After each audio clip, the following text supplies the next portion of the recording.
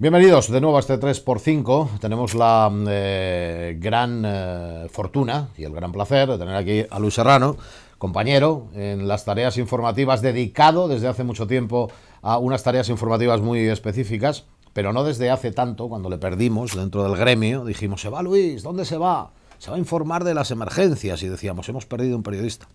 Luego nos dimos cuenta de que realmente habíamos ganado un profesional del periodismo especializado en la emergencia y en la catástrofe, ¿cierto? ¿Te arrepientes de haberte ido, Luis? De nuestro lado, quiero decir. No creo que esté tan lejos. Estoy al otro lado de la barrera, pero muy de la mano de compañeros como tú y de, en cualquier caso, todos los profesionales que hacen sucesos en esta comunidad y que nos están ayudando día a día a hacer protección civil. Estoy muy cerca vuestro, sin duda. Reconocen el rostro, reconocen la voz. Es una de esas personas que además intenta transmitir siempre tranquilidad, calma, sin desvirtuar la realidad, ¿no? Algo muy importante a la hora de comunicar. Bueno, tan es así que se ha decidido hacer este libro, que es el 11M y otras catástrofes, la gestión de la comunicación de emergencias, porque qué importante es saber comunicar ante una emergencia. Qué importante, sobre todo, darle certidumbres a los ciudadanos cuando ven de repente que el normal desarrollo de su vida se interrumpe por una emergencia, por una catástrofe, y no saben muy bien hacia dónde tienen que tirar. Yo creo que es en ese momento cuando las administraciones, nosotros lo intentamos desde la Comunidad de Madrid, desde el Servicio de Información de Emergencias, debemos de esforzarnos por recuperar esa tranquilidad del ciudadano, pero aportándole siempre información veraz, no alejándonos de la realidad de las cosas, sino contando las cosas como son, intentando, evidentemente, además, no generar pánico entre la población.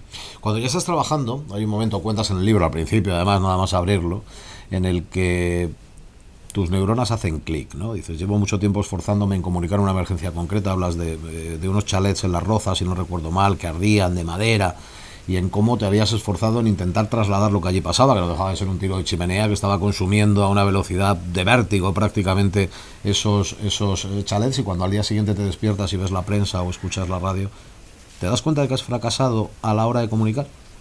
Me doy cuenta de que las cosas se pueden hacer mucho mejor, de que hacía solo un año y pico antes que estaba con vosotros en los medios de comunicación, pues informando en aquella época desde Onda Cero, que había trasladado todos mis conocimientos, pero me quedaba mucho por aprender. Sobre todo mucho por aportar en la gestión de la comunicación de emergencias con la finalidad de que el ciudadano estuviera más protegido. En aquel siniestro aprendimos todos muchas cosas, que debíamos de no solo informar a los medios de comunicación, sino de hacer una labor muy proactiva de información al propio ciudadano, a la propia víctima que estaba en el siniestro, que necesita en un primer momento saber qué realmente va a ocurrir con sus vidas, qué está pasando, qué va a ser de él, y que esa tarea de comunicación la teníamos que hacer de la mano y conjuntamente con los medios de comunicación. Hay un antes y un después entonces de aquellos chalets de Las Rozas. Cuando te levantas aquella mañana, si decides algún día decir: esto no se va a volver a repetir, voy a poner todo mi empeño en intentar que la comunicación coadyuve, pueda colaborar precisamente en contar las cosas bien hechas. Pero te habrás encontrado en tantísimas situaciones, y la pregunta es tópica, pero te la tengo que hacer, que habrá un momento en el que habrás dicho: esto no me ha pasado nunca, o no, o las situaciones de las emergencias se repiten y son siempre iguales. Hay una pauta a la hora de la emergencia, a la hora de comunicar, quiero decir. Bueno, las emergencias no son nunca iguales, aunque muchas se parecen. La gestión de la comunicación tiene unas bases muy similares para todas, pero en todas hay un cierto margen, no te diría de improvisación, pero sí de aprendizaje de la propia emergencia, y desde luego, bueno, pues insisto, no pueden ser todas iguales. No es lo mismo un 11M, lamentablemente, que un accidente como el de Spanair o como la caída de las torres de la Torre Windsor. No se parecen unas a las otras. Diríamos que la base de la pizza es la misma, pero los ingredientes difieren en cada uno de esos acontecimientos. Sí, por eso la clave de todo esto es trabajar de una manera muy procedimentada en los siniestros que se producen en el ordinario, para que eso nos funcione después en el extraordinario. Sin esa base no la alcanzamos en el día a día de la comunicación, en la relación con los medios, conociendo bien cuáles son los canales de comunicación que tenemos que emplear en cada uno de los momentos. No podremos improvisar de la manera adecuada cuando llegue la gran emergencia. Estamos en el límite del libro. Vamos a entrar ahora en nuestro segundo apartado de este 3x5, ya dentro de 11M y otras catástrofes, dialogando con Luis Serrano y descubriendo esas formas de comunicar. Si quieren saber más, van a tener que hacer clic en nuestro segundo vídeo. Es muy fácil, ya lo saben, con el ratón. Clic, clic. 11M y otras catástrofes, la gestión de la comunicación en emergencias, de la mano de Luis Serrano. Acabamos de hablar de la pizza de los ingredientes. ¿Por qué nos gustan tanto los sucesos a los medios de comunicación? Nos gusta tanto la épica de las catástrofes desde que el mundo es mundo. No sé si recordarás que prácticamente el primer escrito que hay en la literatura, no la literatura, sino el primer escrito humano, nos habla de una lista de reyes. Estamos hablando de Sumeria, luego de poemas épicos, luego llega la Ilíada, luego llegan todos los relatos clásicos y siempre el tipo de narración ha sido la misma. Nos la han contado desde pequeños, todos los cuentos populares, y al final es lo que aprendemos en el colegio y lo que aprendemos los periodistas en la universidad. Es decir, a relatar catástrofes con un héroe, con un antihéroe, con una serie de personajes que aparecen en todo tipo de relatos. Lo llevamos prácticamente en nuestro ADN cultural. Fíjate, estaba buscando precisamente, navegando sobre el ebook, sobre el libro, ¿no? Porque no lo vas a hacer en papel, lo vamos a encontrar. De momento solamente es un libro digital. Uno se lo descarga, lo tiene en su web. Estaba recordando eso porque hablabas del término, de cuando se acuñó el término sociedad del riesgo. Sí, sí, ¿no? sí. Y a partir de ahí también cambiaron muchas cosas. Sí, efectivamente, el desarrollo tecnológico, sobre todo después de la Segunda Guerra Mundial e industrial, nos ha llevado a situarnos en un papel en el que los acontecimientos relacionados con ese desarrollo tecnológico catastróficos cada vez son más habituales. Empezó, por decir algunos, Bhopal, Chernóbil, en fin, han sido tantos los acontecimientos de este tipo que de alguna manera le ha llevado a las propias sociedades occidentales fundamentalmente a preocuparse mucho de cómo tiene que comportarse su sociedad, cómo tiene que desarrollarse también todos los sistemas públicos de protección y en este campo también la comunicación de emergencias. Pero hay un antes y un después del 11M. El 11M en nuestro país marca un antes y un después para muchas cosas, pero desde luego para el tema que nos ocupa hoy, para esa gestión de la comunicación en emergencias, para la gestión de la comunicación en época de crisis. Estábamos ante una crisis desconocida que ni siquiera podíamos imaginar, que evidentemente la realidad una vez superaba a la ficción de todas las maneras, ¿no? ¿Recuerdas cómo la vives y cómo te cambia? ¿Y por qué te anima a titular por ahí este ensayo? Bueno, ten en cuenta que nos encontramos ante el atentado terrorista más importante después de la Segunda Guerra Mundial. Los servicios de emergencia de Madrid y de la Comunidad de Madrid yo creo que hicieron un trabajo extraordinario y bueno, pues tanto los del Ayuntamiento como los de la comunidad también en la gestión de la información de emergencia intentamos hacer un trabajo lo más coordinado posible de cara a proteger a la población. Fueron muchos los problemas que nos encontramos durante ese día, problemas en la gestión de la comunicación desde el punto de vista de las propias herramientas. Recordarás, Constantino, perfectamente cómo las comunicaciones móviles se vinieron abajo, los inhibidores no funcionaban, pero aún así, bueno, pues ese trabajo del día a día nos permitía tener una serie de herramientas disponibles.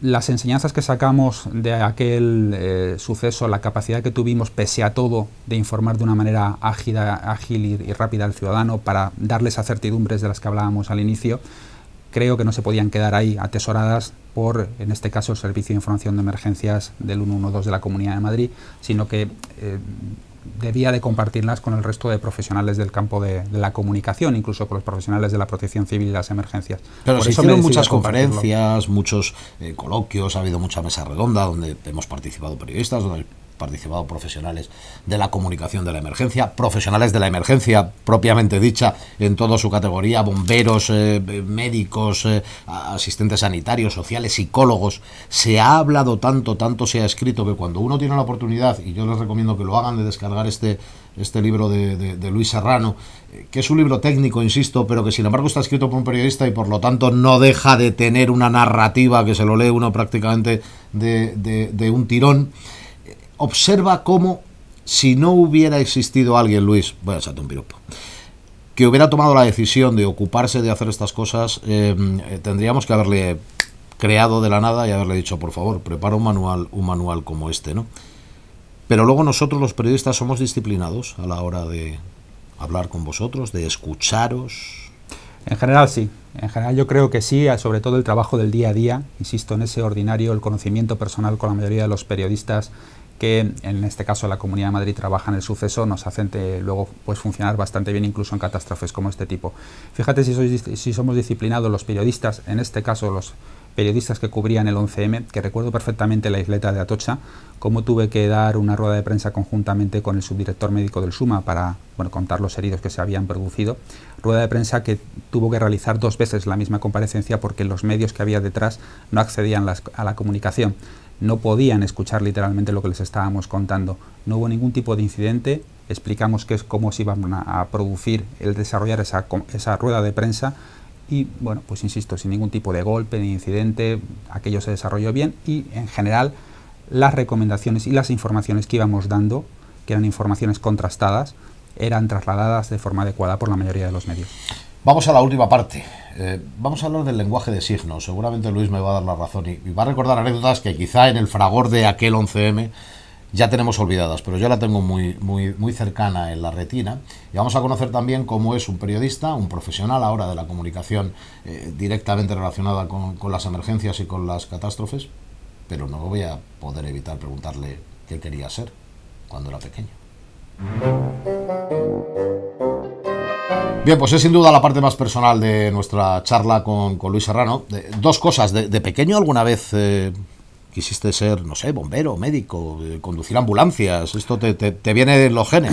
Lo que me viene es lo de la aventura. Siempre me ha gustado mucho la aventura, los deportes de riesgo.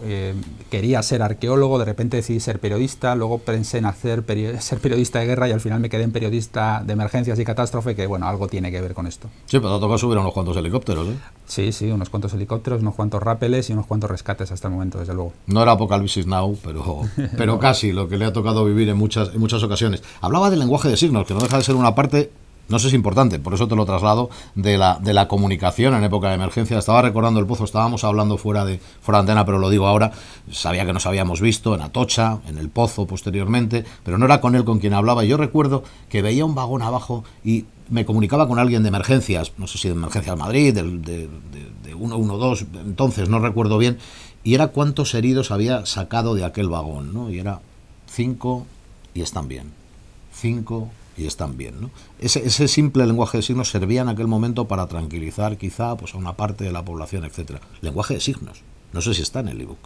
Lenguaje de signos no, pero comunicación boca a boca y la posibilidad del lenguaje interpersonal. Estamos en un mundo en el que las redes sociales tienen mucho papel, pero entonces lo tuvieron los SMS, lo recordarás, sí. En cuanto luego fueron las movilizaciones. Pero había dificultades, etcétera. Como sabes, para conseguir comunicación. Pero fíjate que nosotros conseguimos comunicación de lo que estaba ocurriendo en general sobre la movilización, porque yo primero estuve en el Pozo y luego en Atocha, no teníamos comunicación telefónica, solamente funcionaba más o menos casi a pedales las comunicaciones vía radio por el hecho del funcionamiento de los inhibidores, y nos llegaban sin embargo comunicaciones por los buscapersonas. De esa manera obteníamos muchos datos de nuestras centrales sobre qué es lo que estaba ocurriendo, dónde había que ir a donar sangre, cuáles eran los medios movilizados, etcétera. Y esa información la trasladábamos personalmente a los periodistas que estaban allí, la sacábamos como podíamos por SMS porque había algo de ancho de banda para sacarla, en fin, utilizamos todo lo que estuvo en nuestro alcance para, de la manera más rápida posible, no sin dificultades, trasladar esa información. Tanto decía antes lo del el helicóptero que me he acordado del accidente de Spanair, ¿no? Fue también otro momento y otra catástrofe. Ahora utilizamos, que no lo habíamos sacado todavía, la palabra catástrofe, y una situación de emergencia radicalmente distinta que os costó también adecuaros, ¿no?, para poder informar. Sí, bueno, ahí la gestión de la emergencia la llevó directamente a AENA, según el plan de emergencias aeroportuario, y las administraciones, bueno, la Comunidad de Madrid y el Ayuntamiento se tuvo que poner a su disposición en lo que es la gestión de la comunicación, y fuimos siguiendo las directrices que nos venían de AENA. Bueno, ahí yo tengo mis diferencias profesionales con respecto a cómo se debió de gestionar eso. Lo sé, por eso te pregunto. Pero bueno, de todo se aprende. Sí, en el libro dejas o vislumbras algo de esas diferencias. Sí, hay una entrada a uno de los capítulos que habla de la rueda de prensa que se dio 4 horas después, presidida entonces por la ministra de Fomento, y cómo quizás se confundió, ya lo he dicho en otros foros, la gestión de la comunicación de una emergencia con la gestión de la comunicación de una crisis, que no tienen nada que ver.